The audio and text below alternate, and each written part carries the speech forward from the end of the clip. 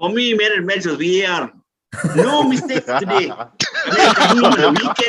Coming on the weekend where they had so many mistakes and so funny decisions, right? Today there was nothing.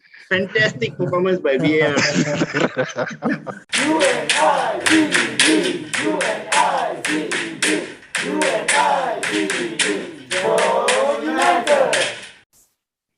Salam satu Malaysia and welcome to Jom United. We are a Manchester United fan club from Malaysia. Okay, so today on our Jom Sembang, not Jom Tidur segment, we'll be talking about the Leeds and Manchester United game. Okay, so guys, stay awake, wake up guys. So pretty much a very boring game, but at least we managed to get 1 point. Okay, we already sealed our second spot position. So Doc, how was the game for you? A very disjointed performance. I didn't see us going anywhere positively forward, but I'm a bit pissed off with Ole today. And I've been one of his biggest supporters and fans, but today I'm a little bit pissed off with the late substitutions or really late substitutions. I think very poor performance today. Very disappointed. Do you think there's a possibility that he's actually saving the personnel for the Europa game, Josh? Yeah, very likely so, but I think it's not being bold enough. I think, even the start of the game till the end of the game, there was not much attacking and not much creativity in that sense. Yes, he's saving players, but we have two legs anyway, right? So, and we have the capability of people going on strong. And I'm very disappointed of opportunity given like for James and all. He could have, this was his moment to actually secure top 11 spot for, the Europa in that sense. So yeah, very disappointing performance overall. Okay, so Leeds, right? Supposedly they are one of our biggest rivals. For those who don't really know, because most of the time we all talk about Liverpool. But then, Colin, does this game seems like a rival game for you? No, it definitely did not. It was basically more like a friendly game, probably preseason game. ESL friendly. The game was preseason friendly. There was no rivalry shown. It was just horrendous. It was horrible. The game was so slow. I mean, there was pace to the game, but it was just so boring. Even for no rivalry, I feel that they are actually sitting back a bit. Maybe they weren't playing their usual style of football. Usually they'll be all out attack and whatnot, leaving a lot of holes behind and gaps. I was actually expecting at least a 3-0, 3-3 or that kind of scoreline, but then very, very disappointed with the game. Okay, the positive side, I would say, let's talk about our left back and our right back. I think they are really, really coming in together. They are playing really very well. Okay, Doc, maybe you can share your opinion on Luke Shaw and Aaron Wan-Bissaka. I think they both had fantastic games. Luke Shaw, as usual, solid defensively, going forward. I think the combination with Rashford on the left, really sometimes it looks good. And, that's where our main output actually comes from. Right side, Aaron Wan-Bissaka, we know defensively he's solid, but going forward still needs to improve. Crossing still very poor. Sometimes he gets into good positions and he's very skillful. Sometimes he cuts past guys and he cuts back and does all the right things, and then he crosses totally waywardly or way off. But you can actually see now the runs he's making. The runs is really, like you mentioned, there's the skill. The skill, you can see a bit of Ronaldo type of skills coming in from the right hand side. So I think he always makes the runs, but the only thing is his end product is very poor. He's like a 10% or 20% cross success rate, which is really poor. And I think also sometimes our wing backs or our left back, right back, they play very well. They go to the final third, right? And because there's nobody in the box as well, they have to pull back and cycle back again. That's another problem, and that would have been solved with Cavani in the center. He's the only one who makes those kind of center forward runs. But then speaking of the runs for today's game, I think Leeds, they were rather compact in their defense. So even Cavani also, I don't think there's much space for him to maneuver. What do you think about that, Josh?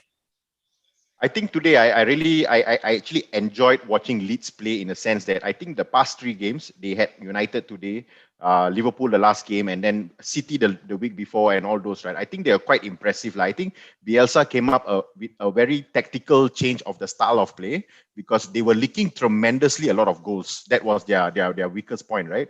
And then now you see when Pogba came in, they put Koch in. So they were like trying to trying to beat the attacking by defending at their most. So that's why we also see our wing backs are going higher and higher. You see like Wan-Bissaka going up, Luke Shaw going up, and all those trying their best, right?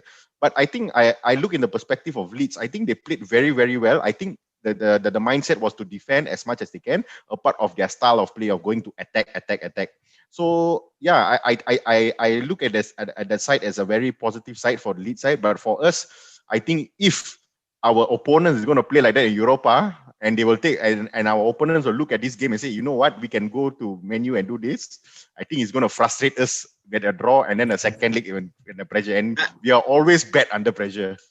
I mean, just to add on to what Josh has said, right? Yeah, they played Man City, they played Liverpool, they played us. In the 3 games, they've only considered 2 goals.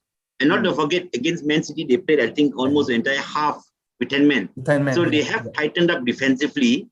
But yet, and that's what probably is a bit, it's irking me, because I think Ole, even if he wanted to save Cavani and Pogba for the Europa League game, he still had some options in the bench. Van der Beek, Mata, players who can possibly open up this tight defense. And to bring in Van der Beek with 2 minutes left, I think it's ridiculous. He should have made at least those substitutions, even if you want to save Cavani and Pogba. Players like Mata and Van der Beek could have come in much earlier. James had a horrendous game. Fred was decent. McTominay also not that great. One of them could have gone off, and you could have actually strengthened, made it a more creative midfield, and also give Mata a chance, because it's a game where we're not counter-attacking. It's a slow pace. We've got the most of the possession, right? He's the guy who can actually open up with that one magical pass. So I'm actually a bit irked with Ole today, as you can see. First time I'm seeing Bob responding like this after a game. Usually it's only optimism to the maximum.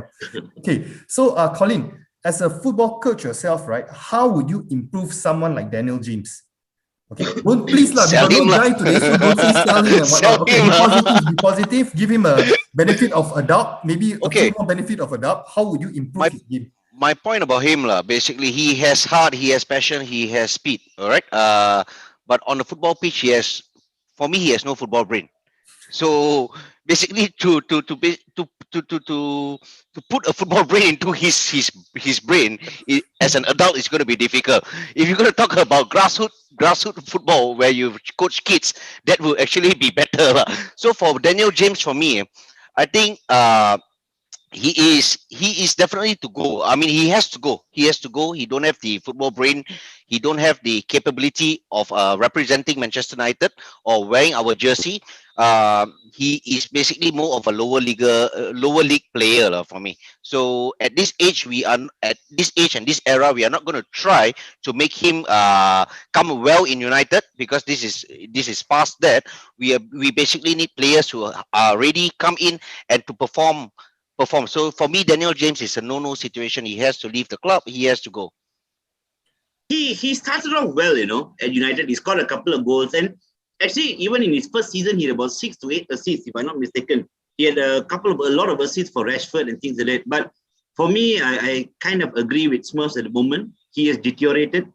It looks very aimless. Yes, you got speed, but you're not doing much else. You're not putting anything into the box. You're not even taking shots. So unless I would give him a maximum another most half a season or 1 season. If he doesn't actually start to improve, he needs to go as well. He needs to go. If we are looking to get the team to a level where we are challenging for trophies on all fronts, he is not the kind of player, where you rest your first teamers, you want your backups to come in and perform just as well. Yes, correct. Look at MC bench, for instance. That bench of Manchester City is basically first 11 players. They will walk into Manchester United as first 11 players. They can replace our players easily, exactly. That is what we are talking about. That's what we want for our club. But we have gone down on that particular standards, and who we have on the bench is basically not up to standard for me. And of course, Daniel James to start the game. If you're going to play in a pre-season friendly, like I mentioned, is fine. But not in such an important game where we are now chasing and trying to put the pressure on MC. But unfortunately, now 10 points adrift. So I think that's about it. Second position, that's going to be final come end of the season.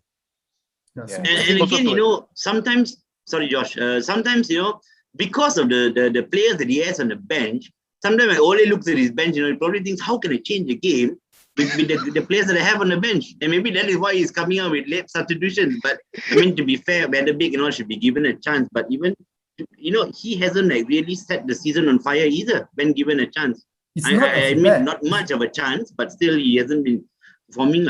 If you're talking about the bench, I think it's not as bad as I would say like last time before Bruno came in. That was really bad. That time really they couldn't. I mean, substitution wouldn't mean anything that time. The time when we were playing with Pereira and whatnot, that was really, really bad. Yeah. At least now, I think with someone like Bruno. Okay, just to add on, right? You notice Daniel James, right, seems to be under a lot of pressure with Bruno around.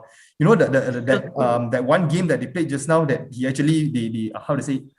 He's supposed to pass to Bruno, but he let the ball run or whatnot. That particular. Yeah, in the box. Yeah, I think. Yeah. Then I think after that, Bruno screwed him upside down. Then you can actually see his head drop down a bit and stuff. Maybe the guy is getting a little pressure, with Bruno around. What do you think, Josh? Well, I think it should be that way, lah. I mean, you have to perform at the highest level, lah. The problem about Daniel James is, yes, the reason why Doc say he started off very well because in the Premier League. The teams will not expect players from League One come there and perform. So they do not know the pattern of this guy's play, Same like how Vardy was when he came in the Premier League. Nobody knows his pattern, the drink water pass and the Vardy attack. And then after that, they started to know, how the play is. Same like Liverpool. Liverpool was a championship team last year. And when they know how to stop Liverpool, everyone is taking the points out of them. Daniel James, it's so predictable. He's only going to go to the flank and do this, and he cannot do anything else, And sometimes you just gertak him a bit, he will lose his head, and then he fly down. One point, just fly. Yeah, and at one point, he really after 2-3 times Bruno scoring, he's like going to tears. Like no makan money already, and he shouldn't be that way. I think he's mentally he's a great player in terms of his speed. He can make use of his talent very much so, but his mentally is not strong. He should be getting this sounding from Bruno because Bruno plays this out of passion. A lot of them plays out of passion. He should take this and learn from it and keep training harder. But at this point, with this mentality of Daniel James, he will not fit in Manchester United because you need to have this kind of hard mental to go on and on. Rashford also at the start of point, he got so many times from Bruno. How many times he missed? But he keeps working harder and harder and harder, and that's what we need for Manchester United. And you can see that. I mean, this is what we saw with Roy Keane and CR7. Those were the days, and see what happened to CR7. Exactly. But with Daniel James, I do not think it's going to be repeated again. CR7 is a different kettle of fish. Correct. No, but that's the example of it. Yeah, man. But it's okay because it's only 15 million. I mean, compared to like if you're talking about Alexis Sanchez or that would be even worse. So it's not as bad. Probably earlier in the season they should have just sold him to Leeds. Apparently Leeds was interested in him. They should have let him go. But then I think Daniel James also wanted to fight for his place. So yeah. CR7 at this age he's still keeping a picture of Coach Dom on his wall and trying to get the same kind of body that one we save it for another discussion, man. Okay, so but I got to agree with Doc as well, Dom. In regards to the late substitution done by Ole today, it was very dejecting. He should have probably brought in Mata or Van der Beek, like Doc mentioned. I'm with Doc on this much earlier in the game, probably the 60th minute or so on. But it was too late to bring this Van der Beek at the last 2 minutes or 3 minutes so on. Yeah, he should have changed the game. Yeah, 4 minutes of injury time. No, it looked like Ole was. It looked like we were happy and settling for a draw, and his mind was probably in the next Roma's game or so on. But something. Yeah, it was a bit disappointing. We should have basically gone all out for it and gained that 3 points. But losing the 3 points is really hurtful, especially for me to a rival team. True. To a rival team, that's really bad, lah. Yeah. Colin, do you think that Van der Beek has a place in our squad? I believe yes, he does. This guy does, like I mentioned in my few videos ago. He has shown. He has the talent.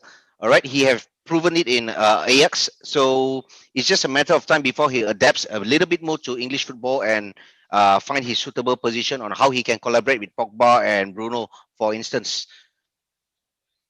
Okay, I think the question is whether he has the heart. If he has the heart to actually fight for his position, and really train hard, next season it could be an asset lah. I mean, he starts warming up very early every game. Exactly. So I think there is a heart there. That is definitely a heart there. Definitely a heart there. Yeah. And then I think the chances of him playing, I mean, When the Sa is coming apparently . So if When the Sa comes in, Donny Boy is going to get his 90 minutes, man, for sure, man. We just hope he's not another Glazers puppet. Van der Beek has more minutes on the sides in the pitch than the pitch, So. He's a cheerleader. He's a cheerleader. But I think, if he comes in and he starts performing, he'll be asset to a squad. Even if he doesn't start, he can at least, for some of the not-so-key games, he can actually help to rotate and he can actually play and you can probably rest Fernandes if he's playing well, because he can play the role very well. True. We've seen his touches around the box, in and around the box. And his fantastic awareness. His runs is, you can actually see brilliant. Brilliant. Yeah, brilliant. The runs that he does is very brilliant. Okay, so really nothing much to talk about today. So let's go straight to our man of the match. Okay, Josh, who is your man of the match? My man of the match, I think I'll give it to Calvin Phillips. I think the Leeds player, I cannot see anyone in United apart from our good friend Shoberto Carlos, but he tried his best. But I think overall the game I would give to a Leeds player, which is Calvin Phillips. I think he really breaks a lot of Man United play, especially handling Bruno, Fred, and McTominay at one point. He really is. But if you ask me for United, I think Shaw did a brilliant job on the left. He tried his best. When Pogba came in, also he tried to do a lot of overlaps and crossing in. So. So for United would be Luke Shaw. Okay, Doc, who's your man of the match? For me, man of the match was VAR. No mistakes today. Coming from the weekend where they had so many mistakes and so funny decisions, right? Today there was nothing. Fantastic performance by VAR. So you're asking me the players on the pitch. Wow, that's a tough one because none of the Manchester United players got more than a rating of 5. Probably sure I'd give him a 6 lah.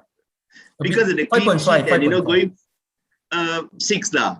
The rest nobody got more than 5. No, Die you don't want to give to Henderson, right? He got 3-4 saves. That kind of save, oh my god, that kind of save. You don't want to give him to him. Let's come to Henderson. Before the game, he's going to give nice long passes, break to the defense and all. He gave nothing, Smurfs. I'm sorry. One pass to what do you call that? The Greenwood is not enough. Greenwood Mason. Poor passing. So he gets a 5 as well.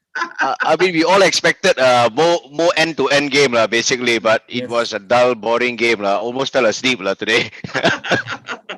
Who's the man of the match for you, Colin? Hey, for me, I think on United side, it's definitely going to be Shaw. I'll probably give him a 5.5 rating for this game. It's not really impressive, but I mean, he was probably the best among the 11 on the pitch today. Yeah, so for myself also. So bonus 2 will go to Aaron Wan-Bissaka. I think these are only 2 performances for me today. Yes. Even Bruno was a bit off. But Pogba came in with a slight impact to the game, but a little too late. A little too late. Again. Too late, yeah. But then again... But the problem with us, I'll tell you, if Cavani doesn't play, there's really a lack of presence inside the penalty area. And I don't blame our left back or right back for actually getting to that area and they can't cross. So they have to actually pull back and come back.